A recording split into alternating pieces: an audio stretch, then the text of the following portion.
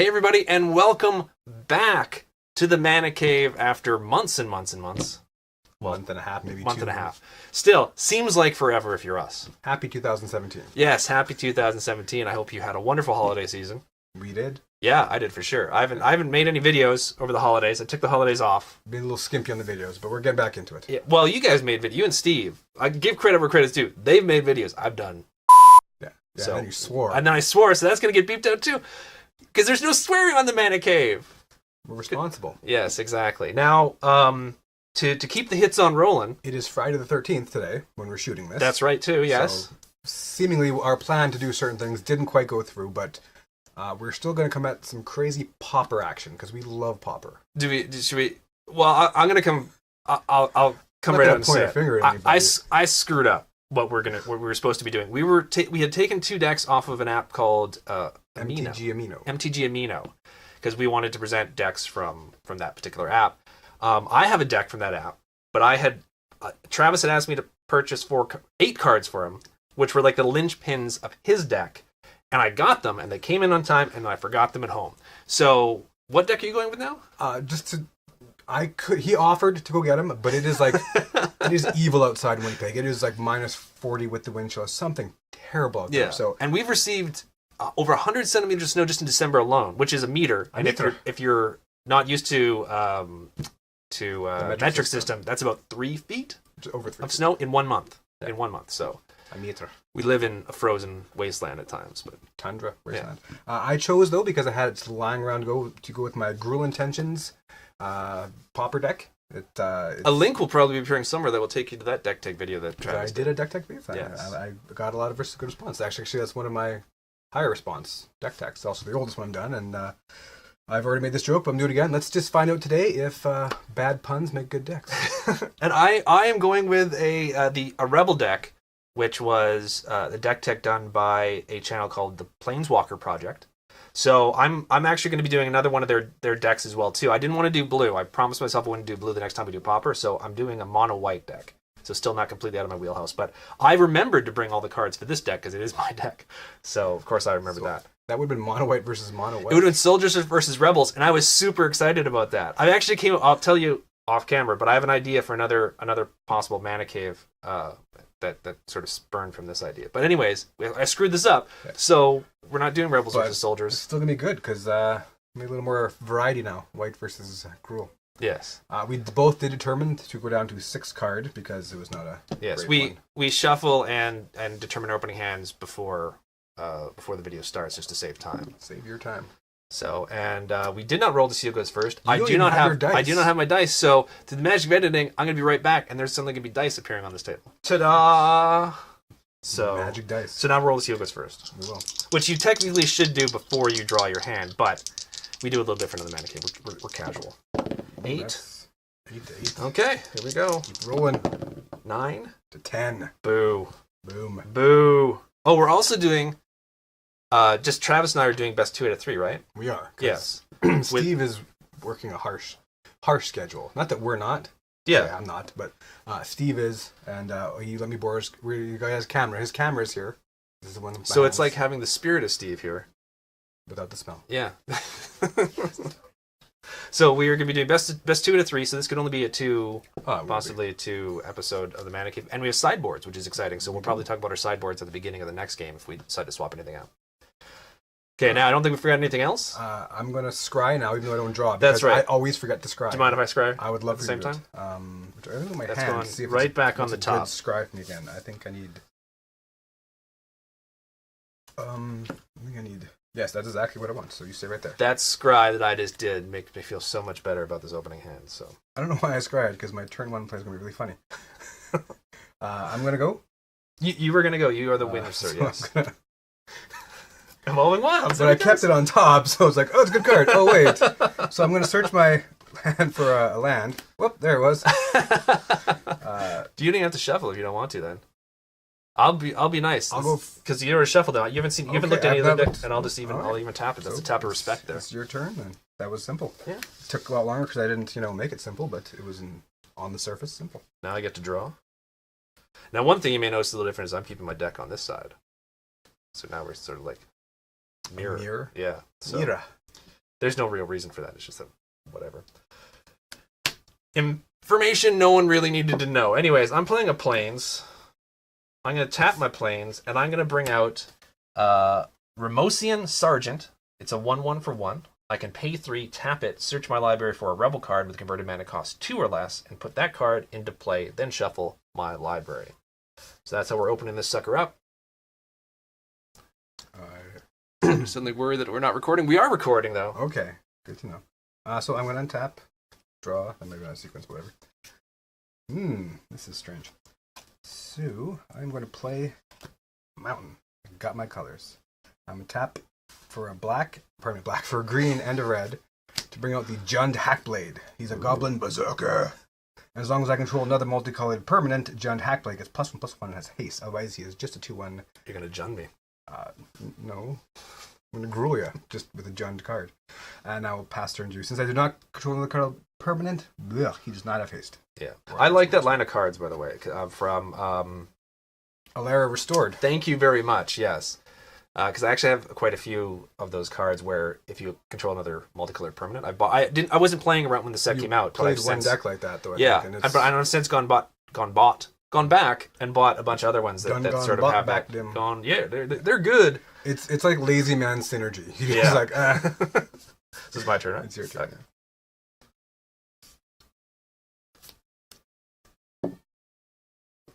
Okay. I call it the lazy man's synergy. Play Plains. So that currently does not have +1/+1. Currently does not. Is that first strike or anything like that? Nope. Okay. It's currently just 2/1. I'm just going to swing in with my Sergeant. I am not going to block currently. So you take 1. Drop to 19. Okay. I'm going to tap 1 and bring out an Icatan Javelineers. It is a 1/1. When it enters the battlefield, when it's brought into play, this is an old card, put a Javelin counter on it. I can tap it, remove a Javelin counter, have Javelineer deal 1 damage to any target. So that's going to get special Javelin token. Yeah, sure. And then I'm going to pay 1 and bring out another one of the Javelineers. I'm not going to read that because I had trouble the first time. So there we go. So these are not +1/+1 counters. These are Javelin counters, just so you know. And I'm going to pass the turn to you. Okay, I will untap and draw.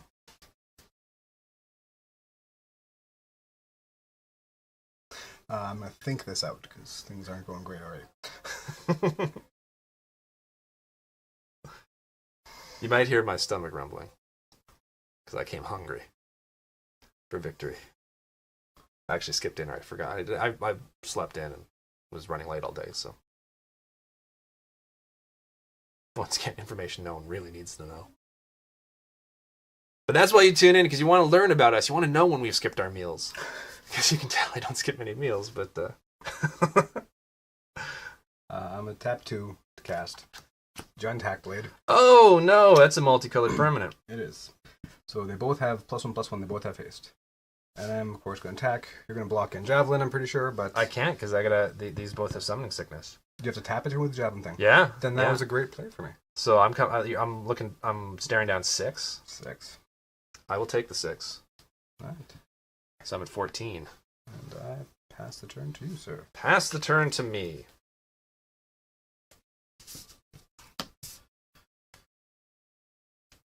And I should untap my...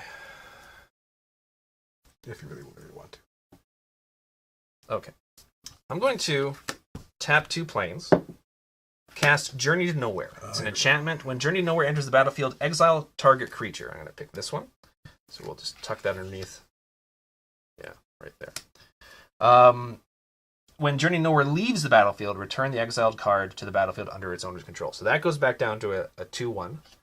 I'm going to tap my Javelineer, remove a counter, and do 1 damage to that creature.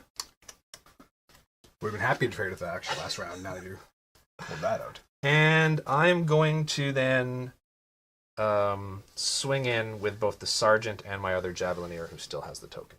All right. So I'll drop down to 17 because I have no blockers. And I don't have another land to play, sadly. So I'm just going to pass the turn to you. Agreed. Untap. Draw. That was also not great. So I'm going to tap 2 to cast Jund Hackblade. Hey, there we go. Pass turn to you, because I have nothing in play that's multicolored. Okay.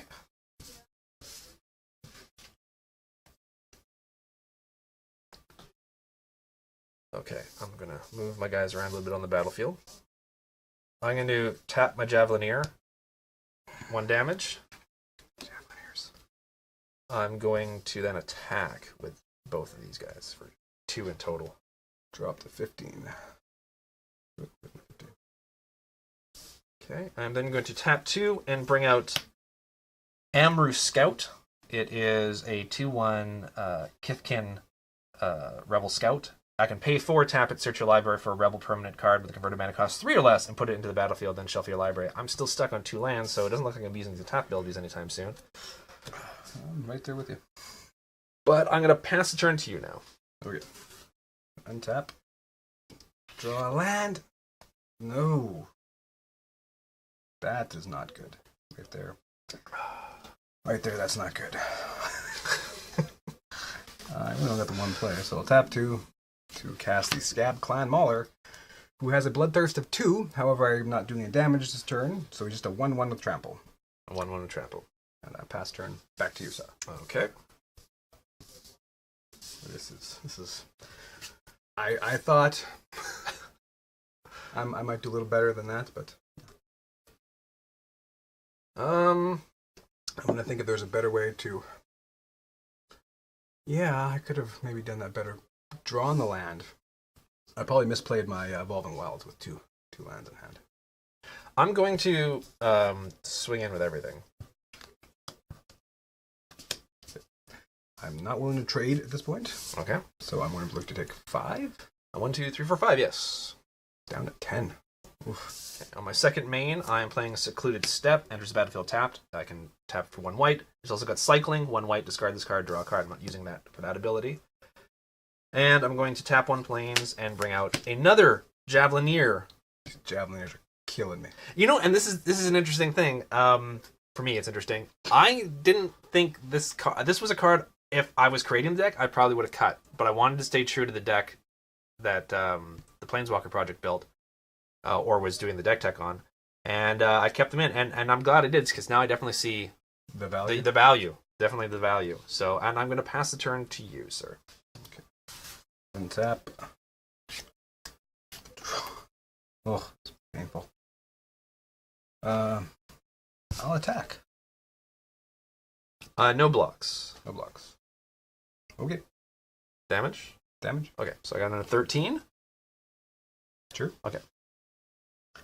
Alright, then second main, I will tap red, green, and green to cast a Scab Clan Mauler. Because the Bloodthirst did happen, he gets 2+1/+1 counters on him. So he's a 3/3 with Trample. 3/3 Which is trample. it's there. It's a slight... Better than what you had a second ago, right? Significantly. And pass the turn. Okay.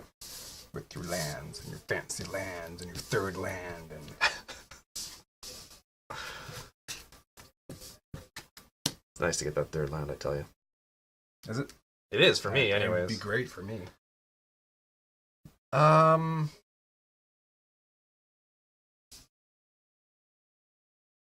Okay, I'm going to... So that's now a 3/3, right? It is now a 3/3. With Trample. With Trample.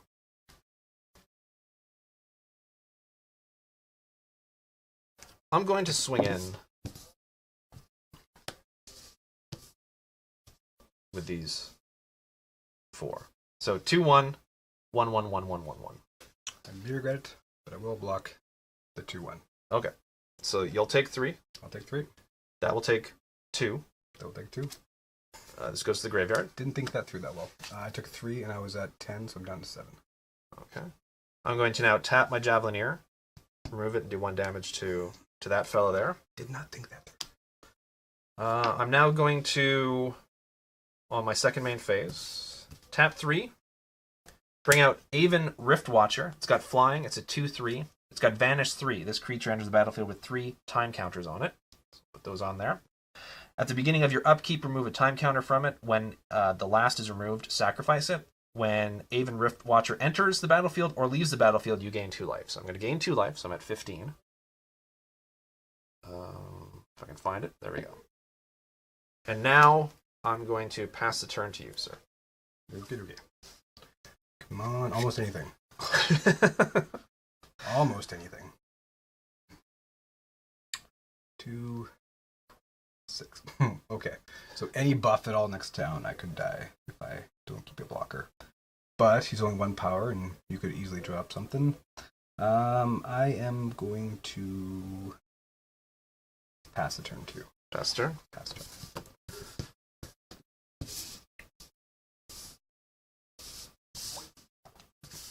Keeping someone back for blocking is going against my general aggro feel with this deck, but, I felt it was the right call.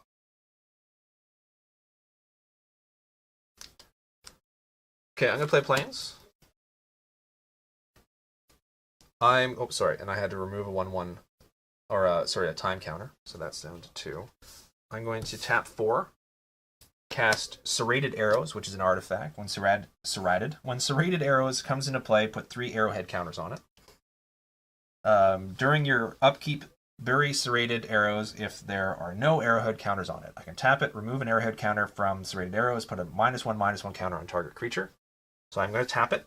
It's an artifact, so I'm allowed to do that.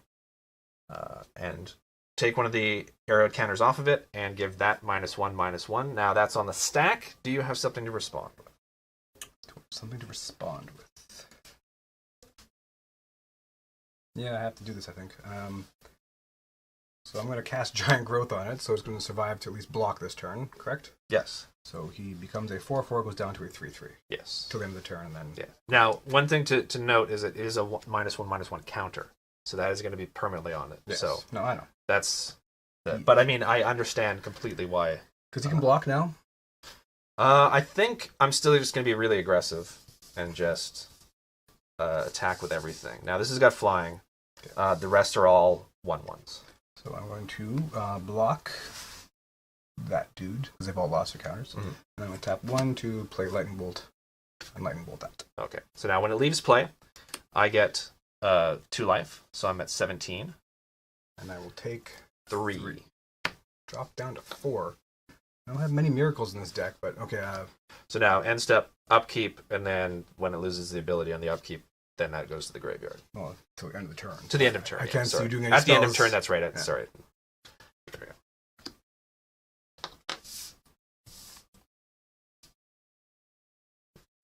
Now you're at 4, right? I'm at 4. Okay. So I basically need stuff. Stuff would be good, I think. It's hard to win without stuff. Yeah. It's hard to win and pass you the turn, too. You gonna pass me the turn? That was your turn. You attacked me. Yeah. Oh no, I passed you the turn because that would have happened at the end of the turn, right? Okay. So. Didn't know for sure. Okay. No, so that's fine. That's fine. Pass you the turn. No, I'm for these draw. Not a land. Pass turn too. I remember when I played this deck against Steve and I got land screwed, but that was on color at least. Because one thing about Pauper decks is they run fewer lands than like a normal sort of standard deck typically. Tap everything. I have less. Move to attacks. Sure. I'm gonna swing in for 4. I'm going to attempt to lightning bolt him. Beefcake McGee over there. Okay. So you'll take 3. Yeah. So that javelin thing, is it creature or target for that one? It is. Put a 1/1 counter target creature. Okay. Oh, it's a counter, not a javelin damagey thingy. No, it's not. Yeah, it's not damage. It's a 1/1 counter, which is this is one of the cards that I was expecting to be decent in the deck because it sticks around afterwards. Yeah. But like I said, I was surprised at how useful the Javelineers are. I'm going to tap 3 on my second main phase now and bring out Thermal Glider. It's a 2/1 flying protection from red. So no lightning bolt that thing. Pass the turn to you. Okay. Again, I can't see. No, I mean, I'm still going to lose everything, but I will green and red to attempt to cast Naya Hushblade. Naya Hushblade is an elf rogue. Yeah, she's a 2/1, and as long as I control another multicolored permanent, she get +1/+1 and have Shroud. Okay. I do not control another multicolored permanent. She's a 2/1. I pass because I never Never surrender. That was actually a rule we had for the Mana Cave. We talked about abandoning it when something's went somewhat redonkulous. And I'll just swing away. Block and die. Block and die. Flying, right? Yeah. Well, good game. Yeah. I would have liked to have played your soldier deck, but we're going to play at least one more game because this is a 2 out of 3. I will. And we're going to sideboard. I'm going to look at some sideboards. I don't think I have the proper sideboard options for that, but that's going to happen next week. So once again, welcome back to the Mana Cave. I've actually missed this. I have. It was a busy holiday season, but yeah, I missed. Yeah, and I'm gonna start catching up to these guys and start creating some videos and getting them back on the channel as well too. So look forward to that. I lost poorly. So I'm up 1. You can explain your point system. Well, okay. I want to introduce a point system this year. We're not going to do it this time because essentially I sandbagged Travis's deck that he was going to be doing. This is a good deck. We will be having a point system this year, and then we're going to come up with some sort of prize after a certain number of matches. Prize. Yeah. Okay. We'll figure something out. But we're not starting it this time. We're going to start the next brand new set of Mana Caves. So the next time we play new decks, we're going to be starting this point system, and I'll explain it then. Sound good? That's great. Anyways, I'll see you guys. Thanks for watching. And bye. So rusty. So rusty at doing this.